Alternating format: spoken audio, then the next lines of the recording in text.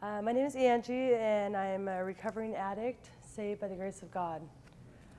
I want to first start off by telling you that I come from addictive family members. My parents were both drug addicts and still are active in their drug addiction. So, that's where you can start where my background for my childhood began. I went to school here in Coeur d'Alene, born and raised. And I'm still here, so I guess there's a reason God must want me here. Where do I want to start? When I was in high school, I started using drugs. I must have been 17. Started smoking marijuana, went to meth. And once I started doing meth, everything went downhill for me. Before I was doing meth, I had a good job. I had good people around me, and everything just kind of went, I hit rock bottom. But it took me more than once to hit rock bottom. It took me 3 times. 3 times I went to prison, and by the time I was 29, I had done 4 years in prison and been back there 3 times. That's not including the jail time that I had done in Kootenai County. And I actually was trying to get a picture of myself from when I was incarcerated the very first time when I was 20, doing my first 2 years in prison, and I wanted a picture, but I really couldn't get one. I wanted to show you guys one up here.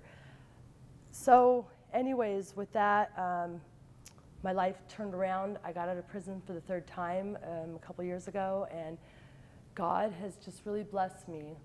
I have 2 children who, one's 10 and one is 4, and I am learning how to be a parent all over again. And it's almost like I adopted these 2 kids. And so I think the hardest part of my recovery is parenting.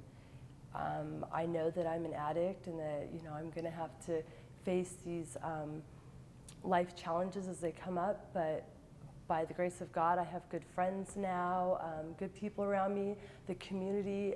I didn't think when I came to Kootenai County, when I came back, I really didn't believe that there was people out there that wanted to help.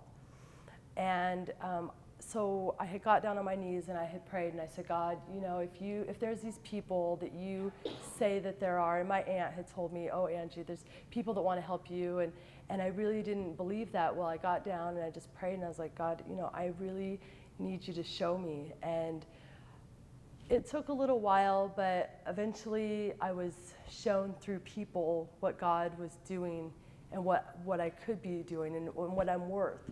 I didn't think that I was worth anything. I had no self-worth. I didn't have any feelings. I couldn't cry. I couldn't laugh. When I was doing those drugs, the emotions stopped. And so, today I have a good mentor who I can cry with and laugh with, and good people in my life. And I think that that's where the bottom line comes down to, is having good relationships with people. Like I said, I couldn't really turn to my parents for help when I needed it because obviously, they're into their drug addiction. So now that I've turned to people that are involved in the churches and doing things in the community, I was on parole. I've successfully got off parole and actually got off early. I have a good full-time employment that I've been with for 2 years, and faithfully I've gotten raises, and all these things just wouldn't have happened if I wouldn't have believed in that God and that there were people out there that wanted to help. And so my message today to you guys is that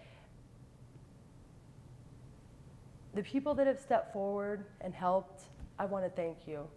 And the people that have it on their heart that want to, it's so worth it. I mean, I was hopeless. I was broken and hopeless.